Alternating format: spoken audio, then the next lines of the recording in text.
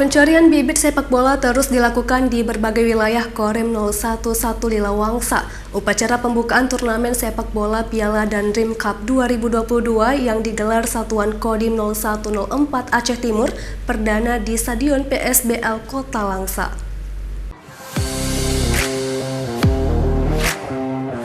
Sebanyak 8 klub tim sepak bola kabupaten kota di Provinsi Aceh akan bertanding memperebutkan Piala dan Dream Cup 2022. Event bergengsi dan Dream Cup diadakan Kodim Aceh Timur mulai tanggal 26 September sampai dengan 3 Oktober 2022.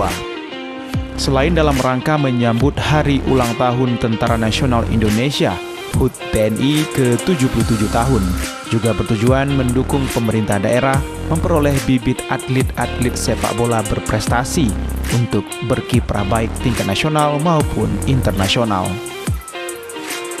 Kasrem 011 Lilawangsa Letkol CZI Emri Dahas mengatakan sejak 2 tahun terakhir Indonesia bahkan dunia menghadapi wabah COVID-19 sehingga semua kegiatan vakum tidak dapat terlaksana.